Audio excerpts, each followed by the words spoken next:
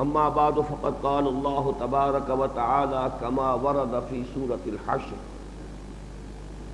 اعوذ بالله من الشيطان الرجيم بسم الله الرحمن الرحيم لو انزلنا هذا القرآن على جبل لرأيته خاشعا متصدعا من خشية الله وتلك الأمثال نضربها للناس لعلهم يتفكرون وقال تبارك وتعالى كما ورد في سورة الجمعة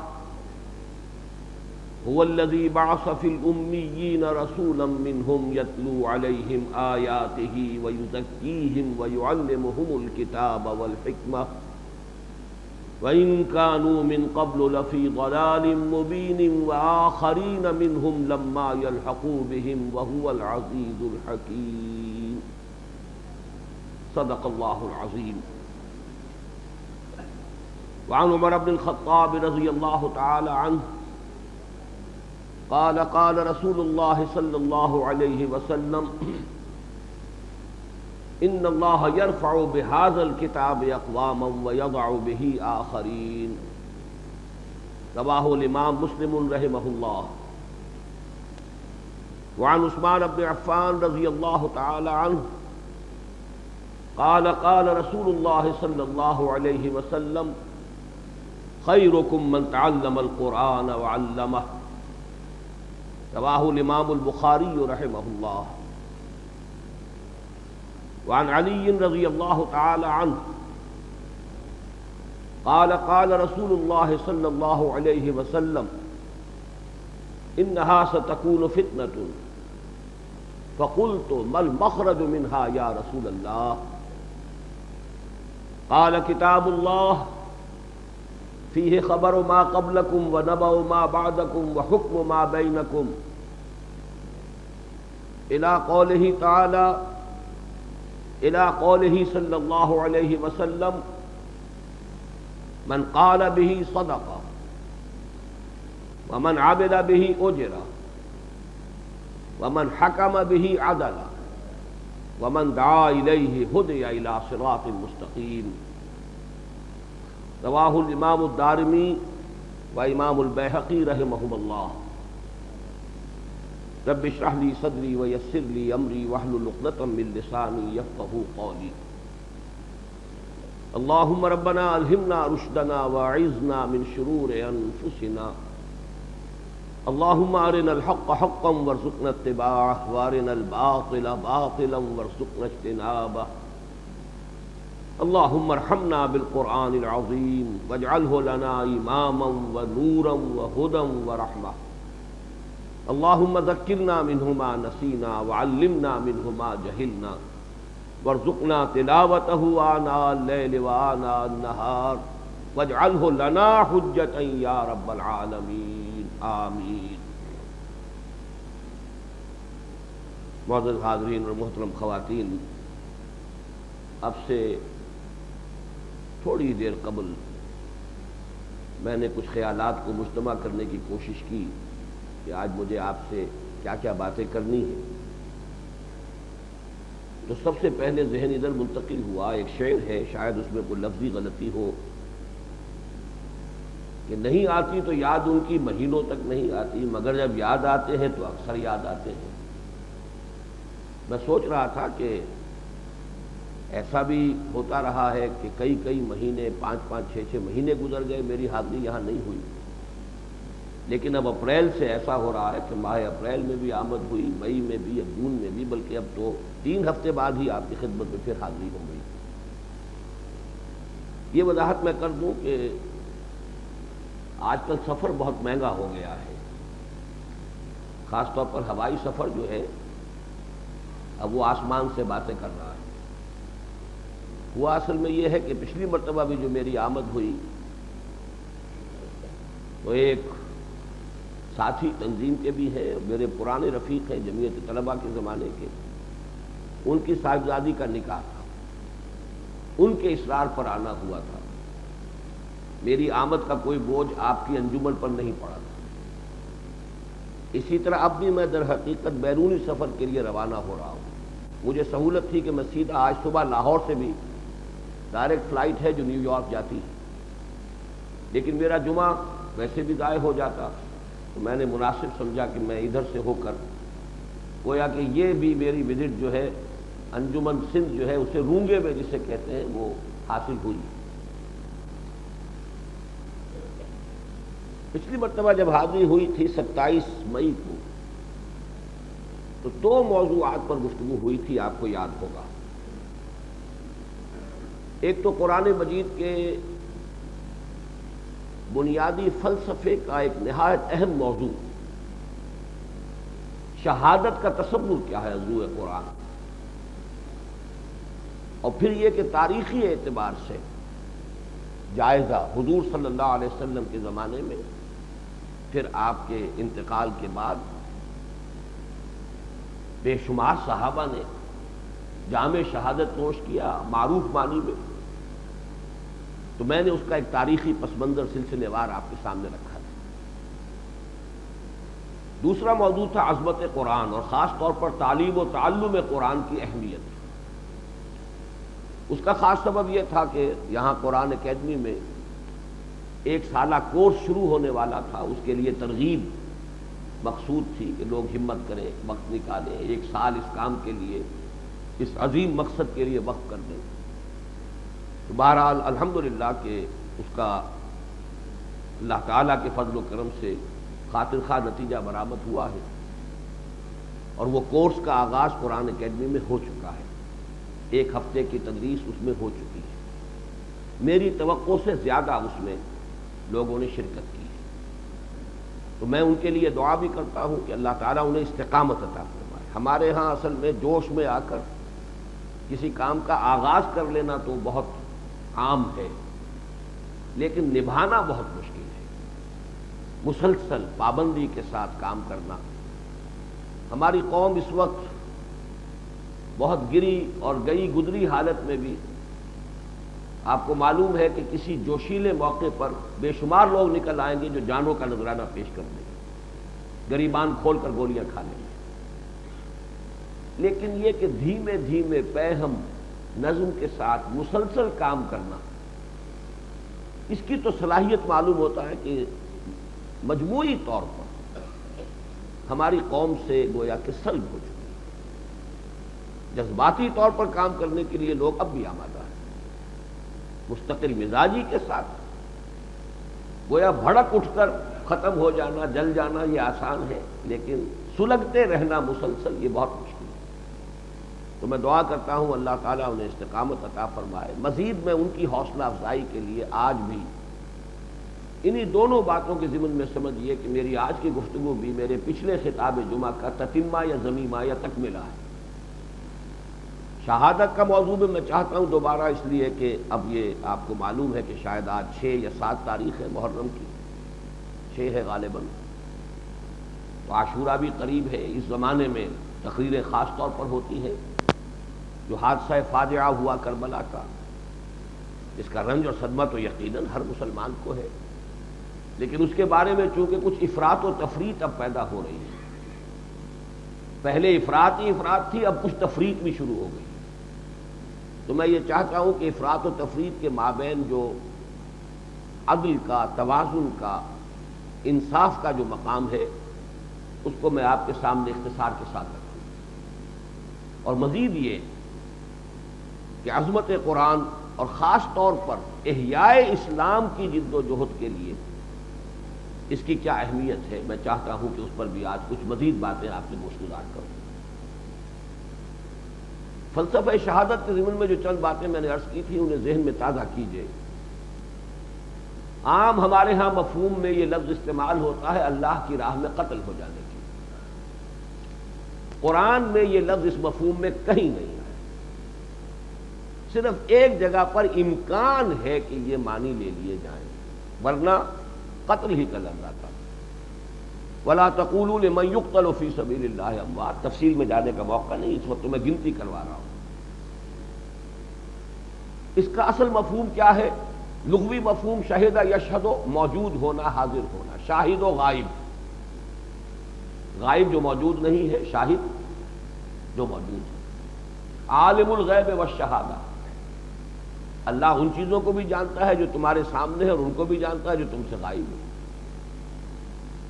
اصل مفہوم اس کا لغوی یہ ہے۔ اس سے دو اضافی مفہوم کیا پیدا ہوئے؟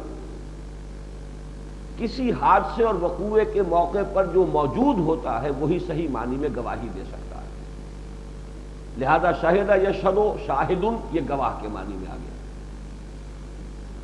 اسی طرح کوئی واقعہ ہے تو اس وقت کوئی موجود ہوگا تو کسی کی تکلیف میں اس کی کوئی مدد کر سکے گا، تو مددگار کے معنی میں بھی آ گیا۔ وَدُعُوا شُهَدَاءَكُم مِّن دُونِ اللَّهِ، اللہ کے سوا اپنے تمام مددگاروں کو بلا لو۔ تو یہ دو اضافی معنی ہے۔ تیسری بات یہ سمجھیے کہ قرآن مجید میں یہ لفظ خاص طور پر کار نبوت و رسالت کی بنیادی اصطلاح ہے۔ نبی اور رسول کا کام کیا ہوتا تھا کہہ رہا ہوں اس لیے کہ اب وہ سلسلہ بند ہو چکا، حضور صلی اللہ علیہ وسلم کی ذات مبارک پر وہ سلسلہ ختم ہوا۔ اللہ کے پیغام کو لوگوں تک پہنچا دینا تاکہ ان پر حجت قائم ہو جائے، وہ اللہ کے ہاں یہ نہ کہہ سکے کہ اللہ ہمیں معلوم نہیں تھا تو چاہتا کیا، تو ہمارا حساب کتاب کس حوالے سے؟ اتمام حجت، قطع عذر، اس کے لیے شہادت۔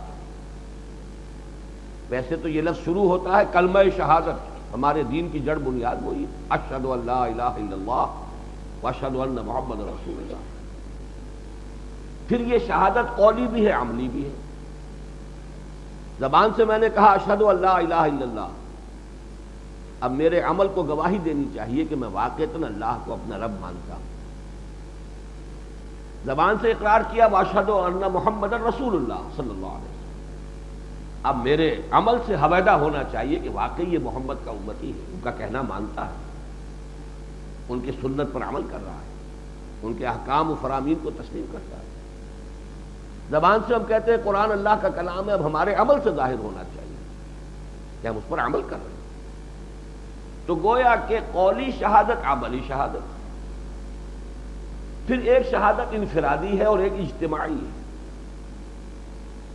ایک انسان کو کیسا ہونا چاہیے اللہ کے بندے کو، ایک انسان اپنی سیرت و کردار میں اس کا نمونہ پیش کر دے، انفرادی سطح پر شہادت ہو گئی۔ لیکن اللہ کا دین ایک مکمل نظام زندگی ہے، اس کے اعتبار سے گواہی اس وقت تک پوری نہیں ہوگی جب تک اس نظام زندگی کا عملی نمونہ قائم کر کے دنیا کو دکھانا دے، ورنہ دنیا یہ کہہ سکتی ہے کہ صاحب باتیں تو بڑی اچھی تھیں، ناقابل عمل تھی، اچھی شاعری تھی، یوٹوپیا تھا، خیالی جنت تھی، یہ کوئی ہونے والی بات ہے؟ معاذ اللہ ثم معاذ اللہ، نقل کفر نہ باشد۔ حضور کی حدیث کا استہزاء ہو سکتا ہے، سید القوم خادمہم کہنا آسان ہے، کیا کسی قوم کا سردار واقعی ان کا خادم ہو سکتا؟ کر کے دکھایا محمد الرسول اللہ نے اور کر کے دکھایا خلفائے راشدین نے۔ اب کوئی نہیں کہہ سکتا کہ یہ شاعری تھی، یہ تو یوٹوپیا نہیں تھا، یہ تو عمل ہے، واقعہ۔ تو یہ چار شہادتیں نوٹ کیجیے، قولی شہادت، عملی شہادت، انفرادی شہادت، اجتماعی شہادت۔ اس شہادت کے عمل کو کرتے ہوئے اگر جان دے دی آدمی نے، اب گویا کہ وہ کوالیفائی کر گیا کہ یہ اللہ کا گواہ ہے۔ ورنہ پتہ نہیں آج تو اللہ نے مجھے توفیق دے رکھی ہے صحیح عمل کی، صحیح شہادت کی، کل کیا ہو؟ جب اسی کام میں گردن کٹ گئی، اب معلوم ہوا کہ اب پورے طور پر کوالیفائیڈ ہے اب یہ کہ یہ اللہ کا گواہ ہے، اب یہ مرتبہ شہادت سے حاصل ہو گئی۔ اس معنی میں یہ لفظ جو ہے دعوت، تبلیغ، اقامت دین، قولی شہادت، اللہ کا پیغام پہنچانا، انفرادی اپنی سیرت و کردار سے اس کا نمونہ پیش کرنا، پھر عملی طور پر اس نظام کو قائم کر کے دنیا پر حجت قائم کر دینا کہ اللہ نے جو نظام نوع انسانی کی فلاح و بہبود کے لیے اپنے آخری رسول محمد صلی اللہ علیہ وسلم کے ذریعے سے بھیجا، وہی خیر ہے، وہی بابرکت ہے، اسی میں عدل ہے، اسی میں انصاف ہے، اسی میں ساری بھلائیاں ہیں۔ اس کا ثبوت عملی اگر نہیں ہوتا تو شہادت علی الناس کی ذمہ داری ادا نہیں۔ اب چونکہ ایک لفظ میں آپ سے کہہ چکا ہوں کہ یہ کار نبوت و رسالت ہے، لیکن حضور پر نبوت و رسالت کے ختم ہونے کے بعد اب یہ کار نبوت و رسالت امت کو منتقل ہو گیا. اب امت کو گواہی دینی ہے، نبی تو نہیں آئے گا، لیکن حضور ہمیں امین بنا کر گئے. فَلْيُبَلِّغِ الشَّاهِدُ الْغَائِبَ، دیکھو میں نے تمہیں پہنچا دیا، اب تمہارا فرض ہے دوسروں کو پہنچانا. یہ گویا کہ ابد الآباد تک کے لیے حضور کی رسالت ہے، تا قیامت آپ ہی کا دور نبوت و رسالت ہے. لیکن کرے گا کون؟ عملاً اب یہ امت کے ذمہ. اس معنی میں اس امت کی غرض تاسیس یہ بیان کی گئی، وَكَذَلِكَ جَعَلْنَاكُمْ أُمَّةً وَسَطًا لِتَكُونُوا شُهَدَاءَ عَلَى النَّاسِ وَيَكُونَ الرَّسُولُ عَلَيْكُمْ شَهِيدًا. ہم نے تمہیں ایک امت وسط بنایا ہی اس لیے تاکہ تم گواہی دو لوگوں پر، پوری نوع انسانی پر، اور ہمارے رسول گواہی دیں تم پر. یہ دنیا میں تبلیغ دین اور اقامت دین کے ذریعے سے جو گواہی دی جاتی ہے، اسی کا آخرت میں ظہور ہوگا، محاسبہ خداوندی کے اس عدالت کے کٹہرے میں کھڑے ہو کر. پہلے ہر امت کا نبی کھڑا ہو کر، رسول کھڑا ہو کر یہ گواہی دے گا، اللہ تیرا جو دین میرے پاس آیا تھا میں نے انہیں پہنچا دیا. اب یہ ذمہ دار ہے، جواب دہ ہے، اکاؤنٹیبل ہے، رسپانسبل. فَكَيْفَ إِذَا جِئْنَا مِنْ كُلِّ أُمَّةٍ بِشَهِيدٍ وَجِئْنَا بِكَ عَلَىٰ هَٰؤُلَاءِ شَهِيدًا. کیا ہوگا اس دن جس دن کہ ہم ہر امت پر ایک گواہ کھڑا کریں گے، پروزیکیوشن وٹنس کی حیثیت سے اس امت کا رسول کھڑا ہو کر گواہی دے گا. اور اے نبی آپ کو ہم ان کے خلاف گواہی دینے کے لیے کھڑا کریں گے. اے اللہ میں نے ان کو پہنچا دیا. اسی لیے حضور نے حجۃ الوداع کے اختتام پر گواہی لے لی، الا هل بلغت، اور پورے مجمع نے کہا انا نشهد انک قد بلغت وادیت ونصحت. ہاں حضور ہم گواہ ہیں، آپ نے حق تبلیغ ادا کر دیا، حق نصیحت ادا کر دیا، حق امانت ادا. پھر آپ نے فرمایا اللہم اشہد، 3 مرتبہ اللہ تو بھی گواہ رہے. اور اب فرمایا فَلْيُبَلِّغِ الشَّاهِدُ الْغَائِبَ، اب یہ میرا بوجھ میرے کندھے سے اتر کر تمہارے کندھوں پر آ گیا.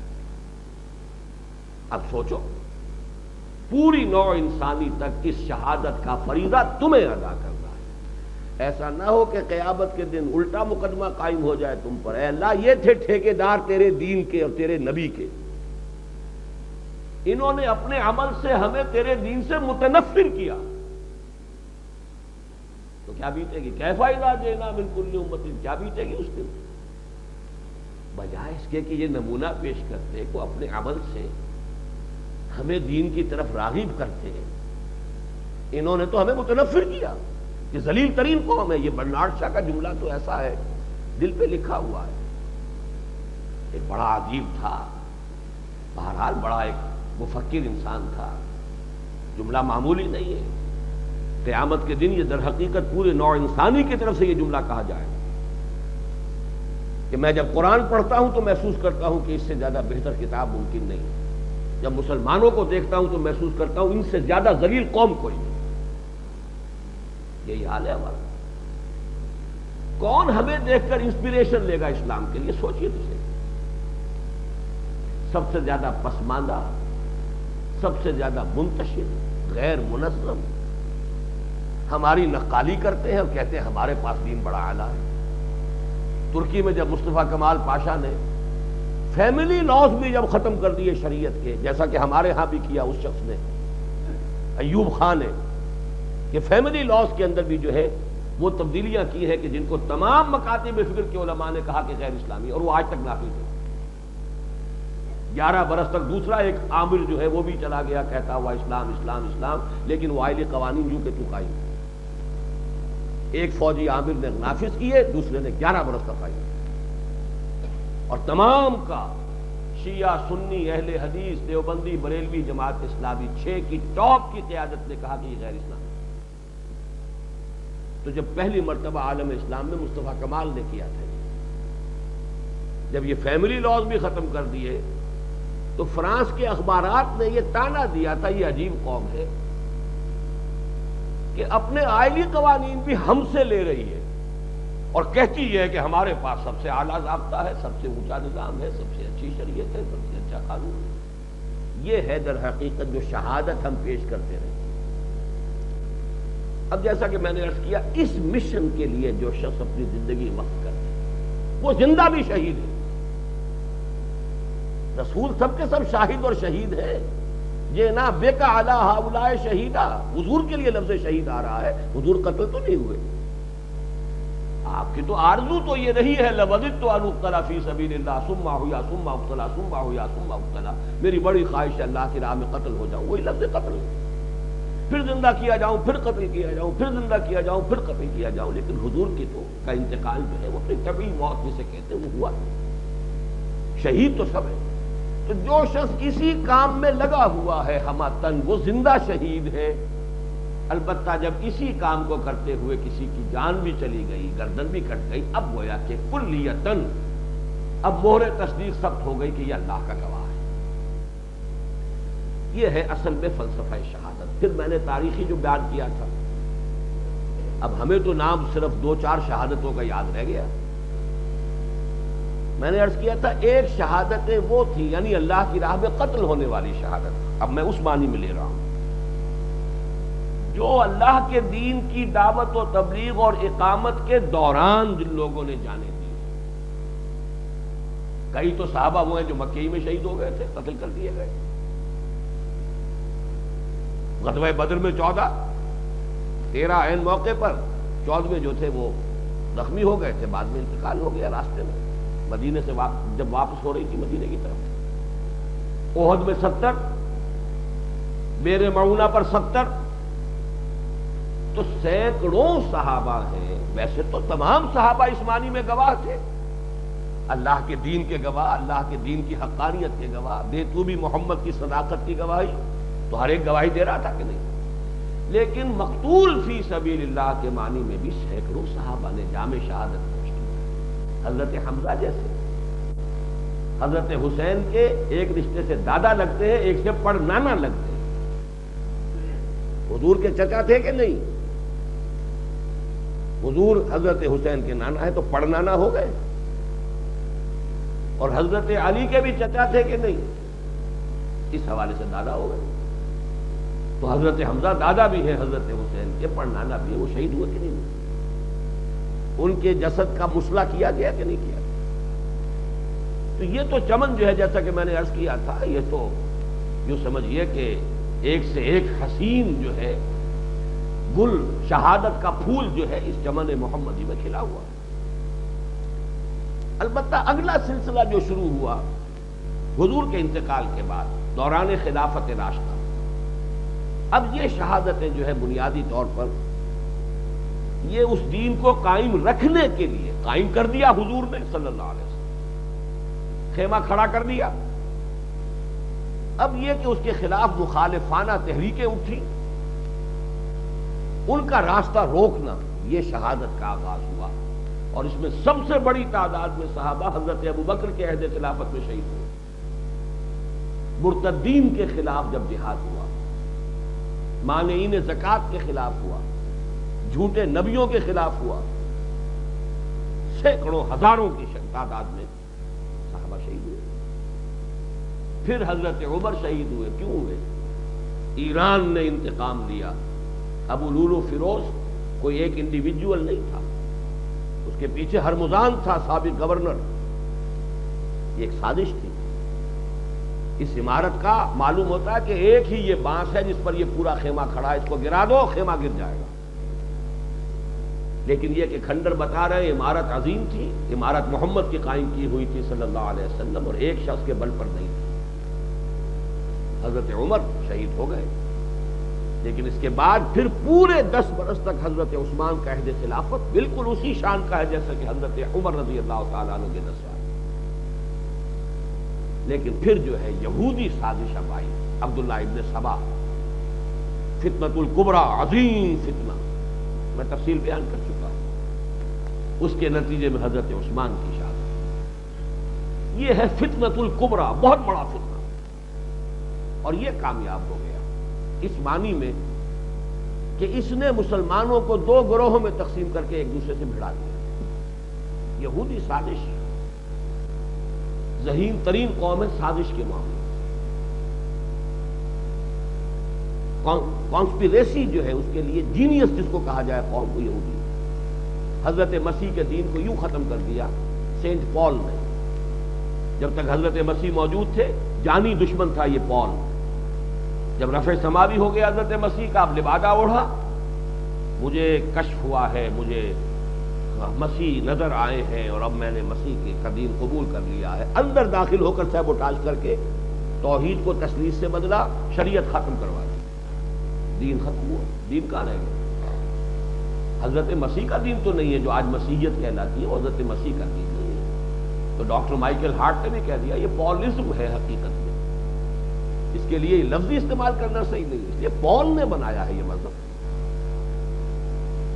اسی طریقے سے عبداللہ ابن سبا جو ہے وہ داخل ہوا ہے، پھر اس نے جو فتنہ اٹھایا ہے، حضرت عثمان کی شہادت نہایت انتہائی مظلومانہ شہادت تاریخ انسانی کی، اس سے زیادہ مظلومانہ شہادت ممکن نہیں،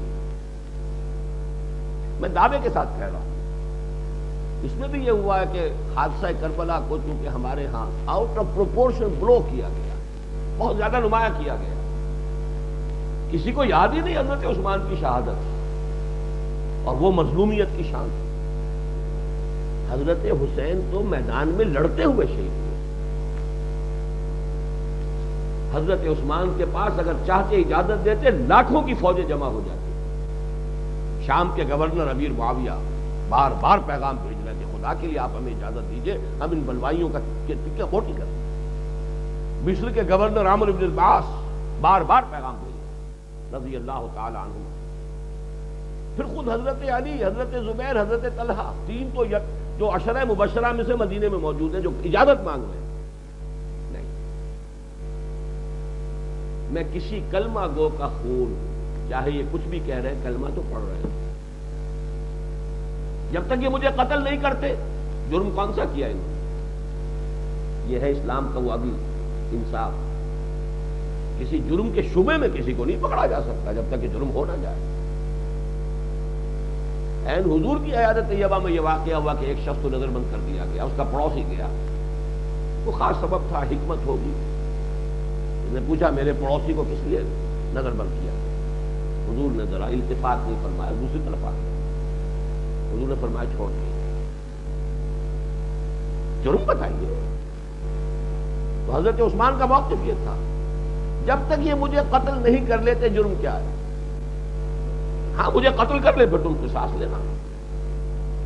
بہرحال تاریخ انسانی کی مظلوم ترین شہادت عین مدینے میں، اور اس کنویں کا پانی بند کیا گیا ہے جو حضرت عثمان نے خرید کر مسلمانوں پر وقف کیا، بیر روما۔ لیکن بہرحال اب تفصیل میں جانے کا موقع نہیں ہے۔ سازش کا یہ وار جو تھا اس اعتبار سے کامیاب ہو گیا کہ امت دو حصوں میں تقسیم ہو گئی، شیعان علی، شیعان عثمان۔ حضرت علی کا گھیراؤ کر لیا انہی سبائیوں نے، جنگ جمل ایک رات میں 10,000 مسلمان، حضرت عبداللہ، حضرت زبیر، حضرت طلحہ جیسے عشرہ مبشرہ والے صحابہ جو ہیں شہید۔ پھر یہ کہ جنگ صفین 74,000 یا 84,000 مسلمان۔ پھر جو خوارج سے جنگ ہوئی 4,000 ایک دن میں، بہرحال تقریباً 1,00,000 مسلمان ایک دوسرے کی تلواروں اور نیزوں سے ختم۔ وہ جو زور تھا، موشن تھا گاڑی کا، جس سے سیلاب آگے بڑھ رہا تھا، کہ یہ تھمتا نہ تھا کسی سے سیل رواں ہمارا، دائیں بائیں اسلامی فتوحات کا سلسلہ چل رہا تھا، رک گئے۔ جب انٹرنل سیبوٹاج ہو گیا، اندر 1,00,000 ختم ہو گئے، آگے کیسے جائیں؟ یہاں سے پھر زوال شروع ہوا ہے۔ البتہ تاریخی طور پر یہ جان لیجئے کہ حضرت علی کے بعد انہیں میں پچھلی مرتبہ بیان کر، انہیں بھی شہید کر دیا، اور کیا انہوں نے جو ان کے ہی ساتھی تھے، خوارج انہی کے ساتھیوں میں سے علیحدہ ہوئے، انہی میں سے ابن ملجم تھا جس نے کہ حضور حضرت علی کو شہید کیا۔ اب یوں سمجھیے کہ شہادت عمر، شہادت عثمان، شہادت علی، یہ پورا ایک سلسلہ جو ہے، یہ شہادتیں کس سلسلے میں ہو رہی ہے؟ وہ جو جوابی تحریکیں کھڑی ہوئی ہیں اسلام کو ختم کرنے کے لیے، ان کا راستہ روکنے میں جو لوگ کھڑے رہے، انہوں نے اپنی جانیں دے دی۔ حضرت علی کے بعد لوگوں نے کہا کہ کیا ہم آپ کے بعد آپ کے بیٹے بڑے بیٹے حضرت حسن سے بیعت کر لیں؟ حضرت علی نے فرمایا نہ میں اس کا حکم دیتا ہوں نہ میں روکتا ہوں، تو معاملہ امر المسلمین ہے، مسلمانوں کا معاملہ ہے، تم سوچو، غور کرو، مشورہ کرو، تمہارے نزدیک اگر یہ صحیح بات ہے کرو، لیکن یہ کہ میں اسے نامزد نہیں کروں گا۔ لوگوں نے حضرت حسن سے بیعت کر لی، لیکن ابھی وہ مسئلہ چل رہا تھا حضرت امیر معاویہ کے ساتھ کہ قصاص لیجئے، قاتلین عثمان جو ہے وہ انہی صفوں کے اندر موجود ہے۔ حضرت حسن رضی اللہ تعالی عنہ، اور حضور نے اس کی پیشن گوئی بھی کی تھی کہ میرا یہ بیٹا مسلمانوں کے دو گروہوں میں صلح کرا دے گا۔ 6 مہینے کے اندر اندر حضرت حسن نے خود دستبرداری اختیار کی، اور اب خلافت حضرت امیر معاویہ کے پاس رضی اللہ تعالی عنہ۔ حضرت امیر معاویہ چونکہ صحابی ہیں، جلیل القدر صحابی ہیں، کاتب وحی ہیں، اس اعتبار سے خلیفہ راشد ہیں، لیکن ان کے عہد خلافت کو خلافت راشدہ میں شریک نہیں کیا گیا، اس لیے کہ ان کی جو اصل حکومت ہے اس کی پشت پر ایک قبیلے کی طاقت تھی۔ اب وہ جو مسلمانوں کا ایک شورائی نظام تھا کہ مسلمان طے کریں مل کر مشورے سے کہ کون خلیفہ ہو، اس میں ایک قدم نیچے آ گیا۔ اگرچہ برکات اتنی ہے حضرت امیر معاویہ کے عہد خلافت کی، پورے 20 برس امن، چین، سکون، کوئی بغاوت نہیں، کوئی فتنہ نہیں، کوئی فساد نہیں، اور جو سیلاب رک گیا تھا وہ پھر آگے بڑھا، اگرچہ وہ رفتار وہ نہیں رہی جو تھی حضرت عمر، حضرت عثمان رضی اللہ تعالی عنہما کے عہد خلافت، وہ رفتار تو نہیں رہی، آگے بڑھے، ترکستان کی طرف آگے پیش قدمی ہوئی، شمالی افریقہ میں پیش قدمی ہوئی، اور پہلی بحری مہم جو ہے وہ حضرت امیر معاویہ کے عہد خلافت میں ہے۔ قسطنطنیہ پر پہلا حملہ ہوا اور یزید کی کمان میں ہوا۔ بہرحال حضرت امیر معاویہ رضی اللہ تعالی عنہ کا عہد خلافت اس اعتبار سے تو بہت بابرکت، امن، چین، سکون، پھر یہ کہ جو سیلاب تھا توسیع کا، انقلاب محمدی کی توسیع صلی اللہ علیہ وسلم، وہ کچھ آگے بڑھا۔ البتہ یہ کہ اب یہ معاملہ ذرا تھوڑا سا ٹریکی ہے، اس کو سمجھ لیجیے اچھی طرح۔ امیر معاویہ رضی اللہ تعالیٰ عنہ کو بعض حضرات نے یہ مشورہ دیا کہ آپ اپنے بیٹے کو اپنی جگہ اپنے بعد جانشین نامزد کر دیں، ورنہ ہو سکتا ہے پھر فتنہ و فساد رونما ہو، پھر اختلاف ہو، پھر خانہ جنگی ہو۔ 4.5 برس میں 1 لاکھ مسلمان ختم ہو گیا، اب کہیں دوبارہ فتنہ ہو۔ اس رائے کو امیر معاویہ رضی اللہ تعالیٰ عنہ نے قبول فرمایا۔ اس کو اچھی طرح سمجھ لیجئے، اس میں افراط و تفریط ہمارے ہاں ہے۔ بہت سے سنی بھی جو مصنفین ہیں، مقررین ہیں، حضرت امیر معاویہ پر تنقید کرتے ہیں، سب و شتم کرتے ہیں۔ اس میں نقطہ عدل یہ ہے کہ حضرت امیر معاویہ رضی اللہ تعالیٰ عنہ کے عہد خلافت کو ہم خلافت راشدہ میں شمار نہیں کرتے۔ بعض لوگ اب اس انتہا پر جا رہے ہیں، وہ جو میں نے کہا افراط و تفریط ہوتی ہے، وہ شورائیت نہیں تھی جو ابو بکر، عمر، عثمان رضی اللہ تعالیٰ عنہ کے ہیں۔ اس اعتبار سے ایک کمتر درجہ ہے، لیکن جو کچھ انہوں نے فیصلہ کیا وہ امت کی مصلحت میں کیا۔ صحابی ہیں، ان کی نیت پر ہم عمل نہیں کر سکتے۔ محمد الرسول اللہ صلی اللہ علیہ وسلم نے جنہیں اتنا بڑا امانت دار سمجھا کہ کتابت وحی پر معمول کیا، اللہم اجعلہ ہادیا مہدیا، اور یہ دعا ہے حضور کی امیر معاویہ کی، اے اللہ اسے ہادی اور مہدی بنا دے، ہدایت دینے والا، خود ہدایت یافتہ۔ اس اعتبار سے ان کے فیصلے سے اختلاف کیا جا سکتا، لیکن ان کو یہ سمجھنا کہ انہوں نے نفسانیت کی بنیاد پر یا اپنی کوئی نسلی حکومت قائم کرنے کے لیے انہوں نے یہ کیا ہے، یہ در حقیقت بہت بڑی زیادتی ہے، یہ افراط و تفریط کا معاملہ ہے۔ درمیان میں معاملہ یہ ہے کہ بہرحال ایک درجہ تو نیچے آ گیا، اسلام کا وہ قصر جو ہے وہ ایک درجے نیچے آ گیا، اس میں کوئی شک نہیں۔ وہ بلندی نہیں رہی۔ یہ بھی نہیں کہ ختم ہو گیا، عمارت گر گئی۔ اب اس میں چاہتا ہوں کہ افراط و تفریط کے کچھ نمونے آپ کے سامنے پیش کروں۔ ایک طرف تو وہ انتہا ہے کہ اسلام زندہ ہوتا ہے ہر کربلا کے بعد، معلوم ہوتا ہے کربلا سے پہلے اسلام مر چکا تھا۔ اب سمجھ میں نہیں آتا کہ مر چکا تھا تو زندہ کہاں ہوا وہ؟ وہ تو جو پہلے تھا معاملہ کربلا سے وہی بات میرا۔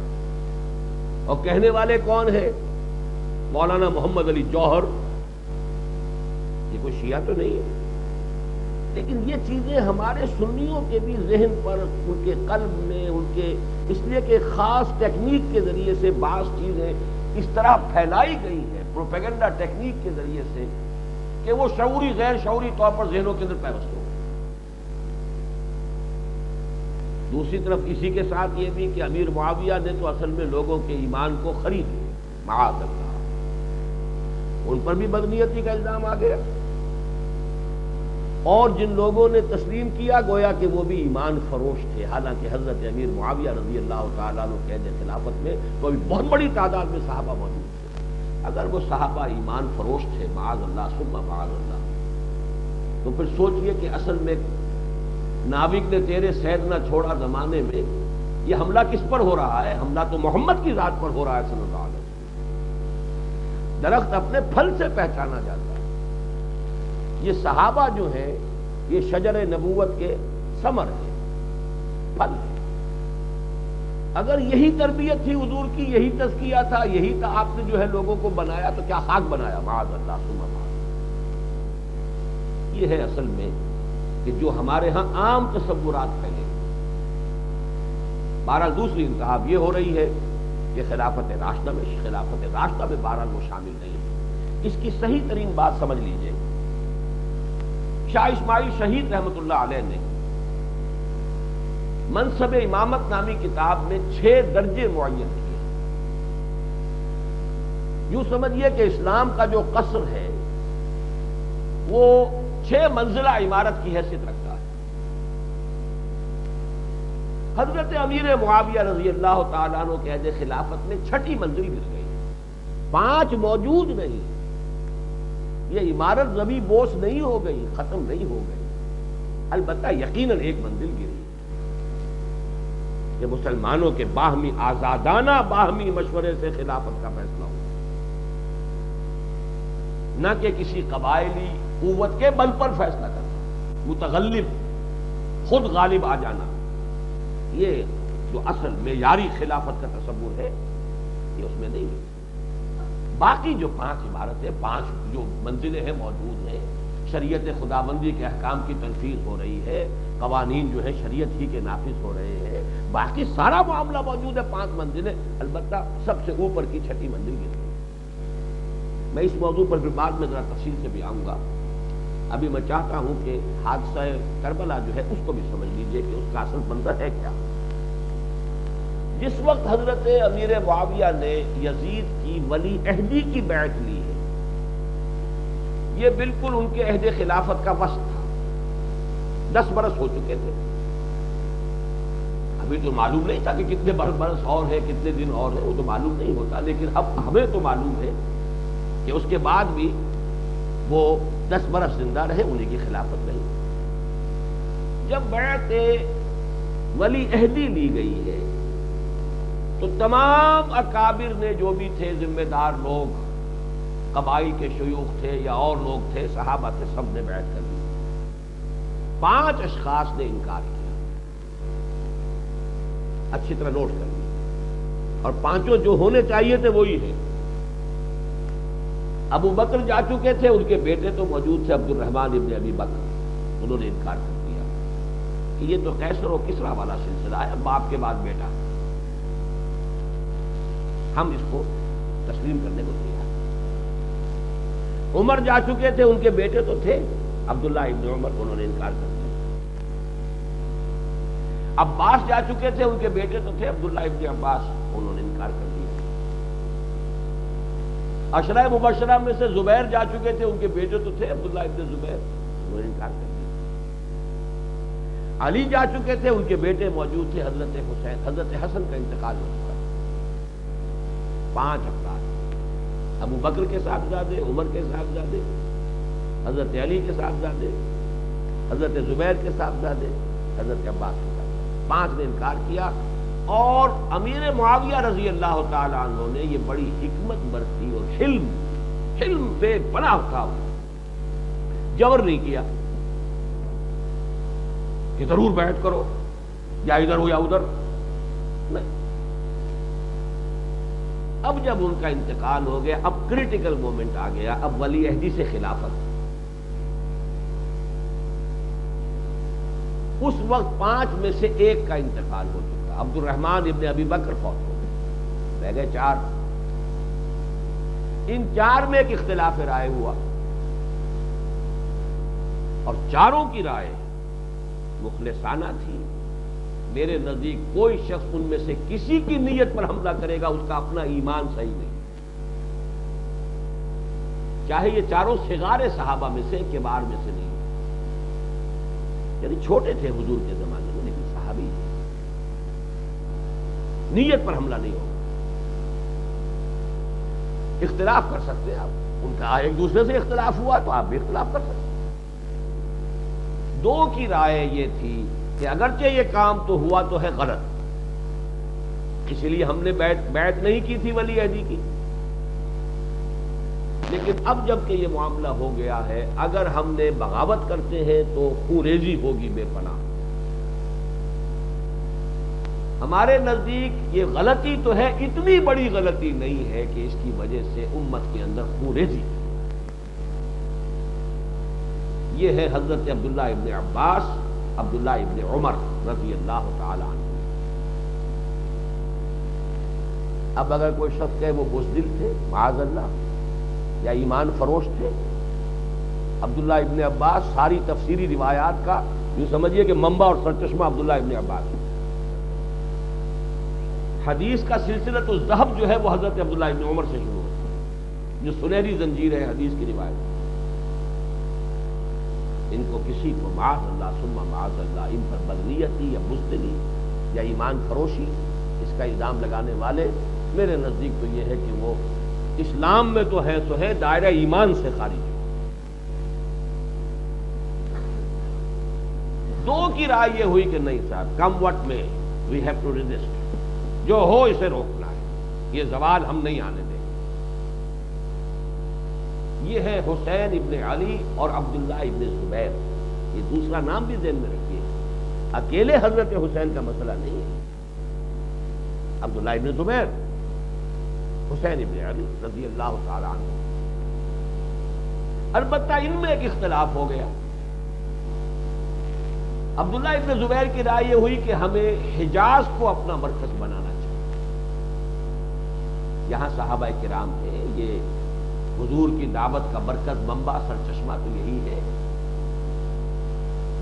حضرت حسین کے پاس خطوط کا تاتا بندھا ہوا تھا، وہی کوفی وہی سبائی کہ جو کوفے کو جنہوں نے اپنا مرکز بنا لیا،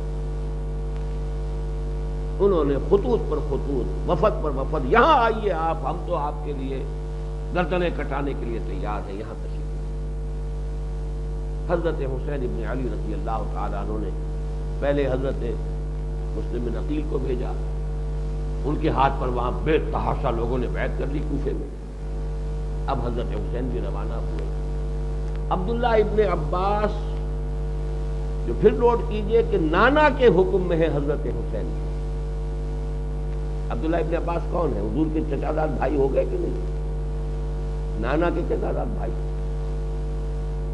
جب حضرت حسین روانہ ہوئے دوڑتے ہوئے، خدا کے لیے رک جاؤ، مت جاؤ، کوفیوں پر اعتماد نہ کر. لیکن حضرت حسین رضی اللہ تعالی عنہ اس پر مصر رہے. وہاں یہ ہوا کہ جب گورنر آیا ابن زیاد، اس نے تشدد کیا، سب کے سب منحرف ہو گئے بیعت سے. اور وہاں پھر کربلا میں جا کر وہ حادثہ ہوا. اور اس حادثے کا بھی اصل سبب یہ بن گیا کہ جب لشکر سامنے آیا ہے کوفے سے، ادھر سے حضرت حسین رضی اللہ تعالیٰ عنہ اپنے قافلے کے ساتھ پہنچے ہیں. حضرت حسین نے وہی اپنی شرافت، مروت، انسان جتنا خود خالص ہوتا ہے اتنا ہی دوسروں کو سمجھتا ہے. انہوں نے وہاں کھڑے ہو کر تقریریں کی، فلاں ابن فلاں جو سامنے لشکر میں آئے ہوئے تھے کوفی، کیا تم ہی نہیں ہو جنہوں نے مجھے بلایا؟ یہ دیکھو میرے پاس تمہارے خطوط موجود ہیں اور آج تم آ گئے ہو میرا مقابلہ کرنے کے لیے۔ اب ان کو یہ اندیشہ ہو گیا کہ اگر کسی طرح یہ خطوط بچ گئے، تباہ نہ ہوئے، تو پھر یزید کی حکومت کی طرف سے ہماری شامت آ جائے گی۔ یہ تو ڈاکومنٹری پروف ہے ہماری بغاوت کا۔ It has to be destroyed, evidence کو ختم ہونا چاہیے۔ حضرت حسین نے حالانکہ یہ بھی فرمایا کہ مجھے یزید کے پاس جانے دو، میں اپنا معاملہ ان سے طے کر لوں گا۔ آخر دونوں کے باپوں کے درمیان بھی کوئی معاملہ طے ہوا تھا کہ نہیں، بڑے بھائی کے حضرت حسن اور ادھر سے امیر معاویہ، یزید کے والد، ان کے بڑے بھائی، معاملہ طے ہو گیا تھا کہ نہیں؟ مجھے جانے دو، میں طے کر لوں گا معاملہ۔ نہیں جانے دے تو ہماری شامت آتی ہے۔ اصل مسئلہ یہ سمجھ لیجیے اچھی طرح، جانے کیسے دیں ہم؟ لہذا یہ وہی سبائی فتنہ ور جنہوں نے کہ اپنا اصل میں مرکز کوفہ بنا لیا، اس لیے کہ حضرت علی نے اپنا دارالخلافہ مدینے سے شفٹ کیا کوفہ۔ وہ سارے سبائی جو ہیں جو آپ کا گھیراؤ کیے ہوئے تھے وہ کوفے میں جا کے جم گئے۔ وہی کوفی تھے جنہوں نے بلایا، الکوفی لا یوفی، وہ اپنا عہد پورا کرنے والے ہیں ہی نہیں۔ انہوں نے حضرت حسین رضی اللہ تعالی عنہ کو اور ان کے ساتھیوں کو نہایت بے دردی کے ساتھ شہید کیا، اور پھر جو خیموں کو آگ لگائی اسی لیے لگائی تاکہ وہ ایویڈنس جو ہے، وہ جو خطوط ہیں ہمارے، وہ جل جائیں، ختم ہو جائیں، ورنہ ہمارے خلاف جو ہے یزید کی جو اس وقت حکومت تھی اس کی طرف سے اطلاع۔ یہ ہے اصل پس منظر اور یہ نقطۂ عمل ہے۔ اب ہمارے ہاں کچھ لوگ برعکس پیدا ہو گئے، حضرت حسین کے بارے میں یہ کہنا کہ وہ حکومت کے حریص تھے، انتہا ہوتی ہے اصل میں، رد عمل ہوتا کچھ چیزوں کا۔ ایک دور تک تو یہ چلا آ رہا تھا کہ ایک ہی بات سامنے آ رہی تھی، لیکن یہ کہ اب اس کا ایک رد عمل بھی پیدا ہوا ہے، جیسے ہمارے ہاں سپاہ صحابہ رد عمل میں پیدا ہوئی۔ جب ایک طرف سے جاہلیت ہوگی اور فہم ہوگی تو آخر وہ نیوٹن کا تھرڈ لا آف موشن ہے، to every action there is an equal and opposite reaction. لیکن یہ کہ بہرحال اس وقت جو بھی ایکشن ری ایکشن ہو رہا ہو، نابک نے تیرے سید نہ چھوڑا زمانے میں، کچھ لوگ حضرت علی رضی اللہ تعالیٰ عنہ پر تنقیدیں کرتے ہیں، ایک طرف حضرت امیر معاویہ پر تنقید ہوتی ہے، حضرت عثمان پر تنقید ہوتی ہے، عمرو بن العاص پر تنقید ہوتی ہے، موسیٰ اشعری پر تنقید ہوتی ہے، ابو موسیٰ اشعری پر رضی اللہ تعالیٰ عنہ۔ اب یہ کہ حضرت علی پر اور حضرت حسین پر اور ان کو قرار دینا کہ وہ گویا کہ حریص تھے، طالب اقتدار تھے، معاذ اللہ، اس افراط و تفریط سے بچیے، اور یہ بہرحال جان لیجئے کہ یہ ایک اٹیمپٹ تھی خلوص کے ساتھ، پورے خلوص کے ساتھ، کہ اسلام کی عمارت نیچے نہ آنے پائے، یہ ملوکیت میں تبدیل نہ ہو، یہ خاندانی ڈائنسٹی کی حکومت نہ بنے، اس کے لیے۔ اور معاملہ صرف علی حضرت حسین ابن علی کا نہیں ہے، عبداللہ ابن زبیر کا بھی ہے، اور وہ کامیاب رہے، 6 سال تک ان کی حکومت حجاز میں قائم رہی۔ اگر حضرت حسین نے ان کے ساتھ ان کے مشورے کے مطابق معاملہ کیا ہوتا تو میں یہ سمجھتا ہوں کہ اسی وقت شاید یہ پروسیس رک جاتا، لیکن پھر وہ سارا الزام انہی کوفیوں پر ہے کہ جنہوں نے پے بپے وفود بھیجے، خطوط بھیجے، حضرت حسین کو بہرحال جو ہے وہاں پر بلا لیا۔ عبداللہ ابن زبیر مکہ تشریف لے گئے، وہاں جا کر انہوں نے پھر حکومت قائم کی، 6 برس تک حکومت ان کی قائم رہی۔ بعد میں انہوں نے بھی اسی طریقے سے، چونکہ ایک بہت بڑی حکومت بن چکی تھی بنو امیہ کی، انہوں نے بھی اپنی جان کا نذرانہ پیش کیا، وہ بھی شہید ہوئے۔ تو حضرت صرف حسین ہی شہید نہیں ہوئے، عبداللہ ابن زبیر بھی تو شہید ہوئے۔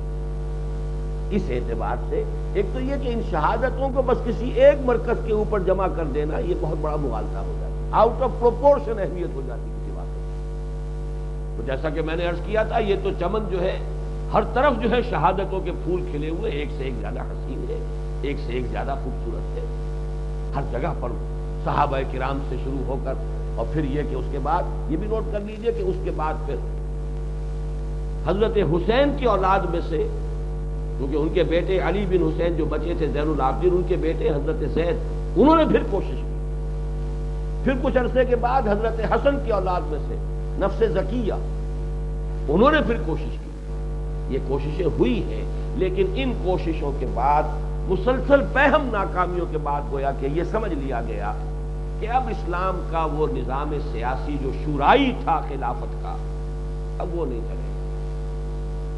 جیسے کبھی ڈاکٹر کہتے ہیں کسی مریض سے جسے ڈائبٹیز ہو گئی ہو، you have to live with it, اب بھائی تمہیں اسی کے ساتھ زندہ رہنا ہے، یہ مرض جائے گا تو نہیں، لہذا اب تم اپنی ہیبٹس کو بدلو، خوراک کے معاملے میں یہ کرو، فلاں کرو، یہ احتیاطیں کرو، اب اس کے ساتھ تمہیں زندگی گزارنی ہے۔ اسی طریقے سے وہ ملوکیت کا نظام اسٹیبلش ہو گیا، خلافت کا وہ شورائی نظام جو ہے قائم نہیں رہا۔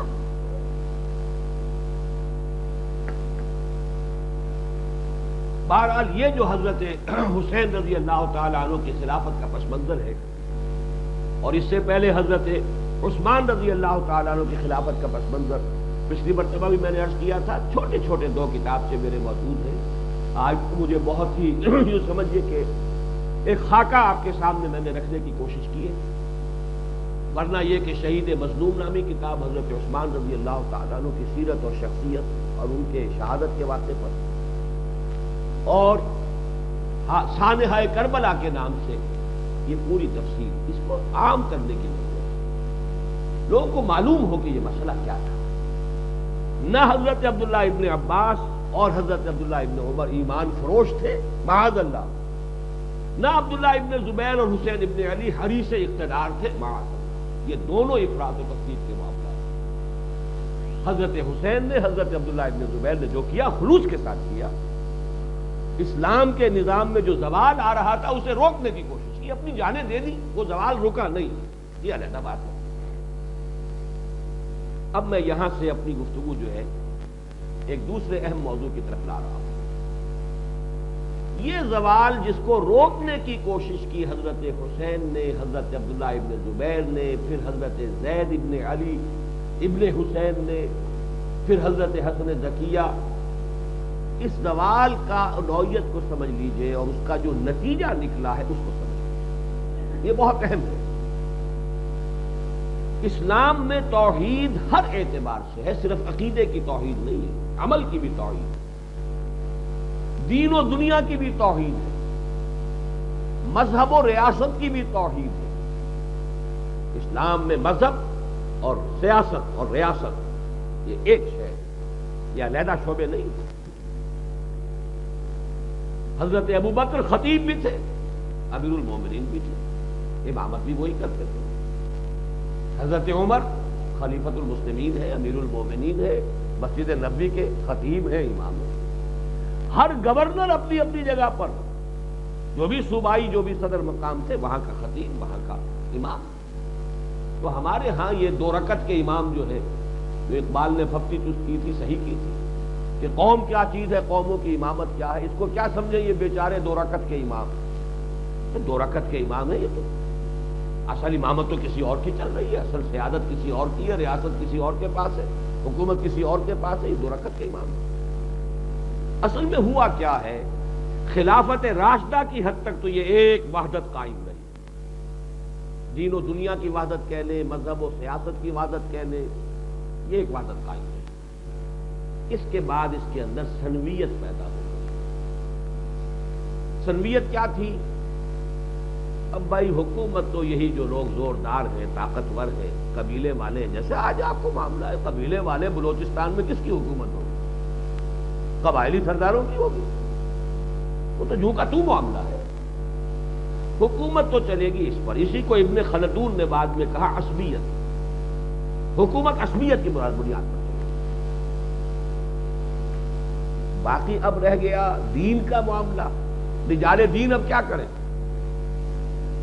پڑھیں، پڑھائیں، تفسیریں لکھیں، حدیثیں جمع کریں، حدیث کی شرح کریں، فقہ مرتب کریں، آخر یہ بھی کام کرنے کے ہے نا۔ رجال دین جو ہے انہوں نے یہ کام شروع کیا، گویا کہ ایک طرف سلاطین اور عمراء، حکومت ان کی، دوسری طرف خطباء، ائمہ، فقہاء، مفتی حضرات، مفسرین، محدثین، یہ ایک علیحدہ، یہ دو میں تقسیم ہو گئی قیادت، وحدت قیادت ختم ہو گئی. ذرا اور آگے چل کر یہ تثلیث بن گئی. مذہبی حلقے بھی دو میں تقسیم ہو گئے، ایک ظاہری ایک باطنی. اچھا تم پڑھو پڑھاؤ، قرآن پڑھو، حدیث پڑھو اور پڑھاؤ، فقہ پڑھو اور پڑھاؤ، باطنی صفائی ہم کریں گے. تزکیہ ہے، تصفیہ قلب ہے، خانقاہیں بنے گی، اللہ اللہ کرنا سکھائیں گے، ذکر اذکار ہوں گے، مراقبے اب اور ہوگا. تین حصوں میں قیادت تقسیم ہو گئی امت مسلمہ. امراء و سلاطین ایک طرف، خطباء، ائمہ، فقہاء، قاضی، مفتی دوسری طرف، صوفیاء، اہل اللہ، مربی، مزکی یہ تیسری طرف. اور ذرا نوٹ کیجئے یہ بات کس قدر بعض حضرات کے لیے شاید بہت ہی حیران کن. حضرت عبداللہ ابن مبارک رحمۃ اللہ علیہ تبع تابعین میں سے، صحابہ تابعین تبع تابعین تیسرا طبقہ ہے. اور ان کا شعر یہ ہے وما افسد الدین الا الملوک واحبار سوء ورہبانھا.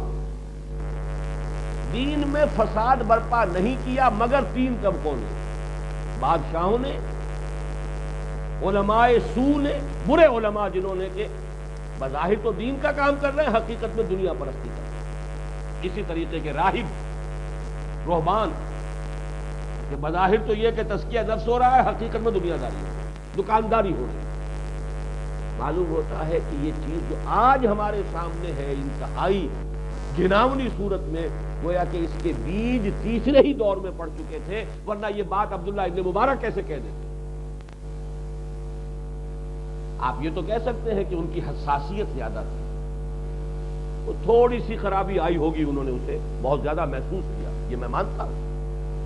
جیسے کہ حضرت ابوبکر کا قول ہے رضی اللہ تعالی عنہ، ان کے عہد خلافت میں کچھ لوگ آئے باہر سے، انہیں قرآن پڑھ کے سنایا گیا، ان کی آنکھوں سے آنسو رواں ہو گئے.